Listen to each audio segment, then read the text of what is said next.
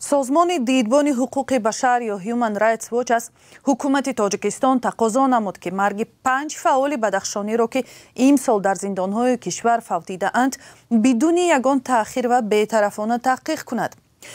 قلمحمد پالایف 50 ساله، اصلان گلوبیف 35 ساله، مظفر دولتمیروف 61 ساله، ایرانشاه محمد رحیموف 39 ساله و بخشای متشایف 67 ساله امسال در زندانهای کشور فوتیدند.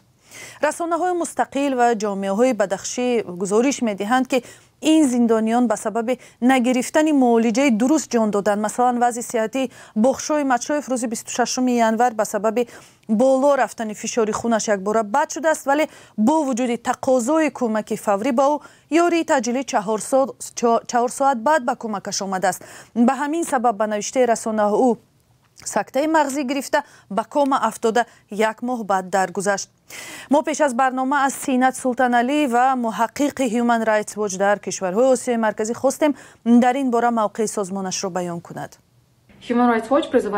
دیدبان حقوق بشر از مقامداران تاجیک تقاضا میکنند که سببهای مرگ 5 فعال پومیری را در محبس‌های تاجیکستان در سال 2025 بالفاصله و به طور بی‌طرفانه تفتیش کنند. همه این 5 مرد بعد سرکوب‌های بی‌رحمانه اعتراضگران در ولایت مختار کوهستان بدخشان در ماه می سال 2022 بازداشت و به حبس محکوم شده بودند. چند نفر آنها بعد رد شدن درخواستشان برای یاری طبی جان داده‌اند. یکی از آنها ماه فوریه درگذشت ولی خبرش ماه آگوست نشر شد.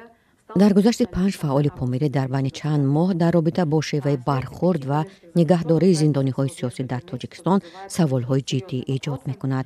اینجا باید اینچنین درباره پرینسیپ‌های سازمان ملل متحد درباره پیشگیری مؤثر و تحقیق قتل‌های خودسرانه و بدون دادگاهی یادآور شوند که تفتیش مشرکانه، بی‌طرفانه و فوری همه گونه حادثه‌های مرگ را در محبس تقاضا می‌کند تا که سبب، زمان، شیوه فوت انسان، شخص گناهکار در این مرگ و هم نقشه یا تجربه را آشکار کنند که سبب درگذشت انسان شده است. در پرینسیپ های سازمان ملل متحد گفته شده است که عائله شخص فوتیده یا نماینده قانونی او باید درباره همه گونه مرافعه یا تفتیشی که در زمینه سبب های مرگ محبوس برپا می شود آگاهانیده شود و به این چاره‌بینی ها دسترسی داشته باشد. از سینت سلطانعلی و اینچنین پرسیدیم آیا با واکنش جامعه بین المللی به حوادث 3-4 سال پیش تاجیکستان چگونه بها می‌دهد؟ متاسفانه واکنش بین المللی به بحران حقوق بشر در ولایت مختار کوهستان بدخشان تاجیکستان تا حال نسبتاً احتیاطکارانه بوده است. این موضوع در مسائل روز مورد بررسی شریکان بین المللی تاجیکستان بعد دعوت اتحاد اروپا و پارلمان اروپا به تفتیش قانونشکنی ها در این زمینه دیگر مطرح نمی شود. متاسفانه ما در عمل می‌بینیم که کشورهای مثل اتحاد اروپا، ترکیه و دیگر کشورها با تاجیکستان در ساحه امنیت و مبارزه با تروریسم همکاری می‌کنند و این حالت‌ها به ادامه سرکوب‌های فراملی سبب می‌شوند. با نظر داشت این ما از همپیمان‌های بین‌المللی تاجیکستان دعوت می‌کنیم به این مثال توجه جدی ظاهر کنند و در قبال حالت‌های برجسته نقض حقوق انسان خاموشی اختیار نکنند.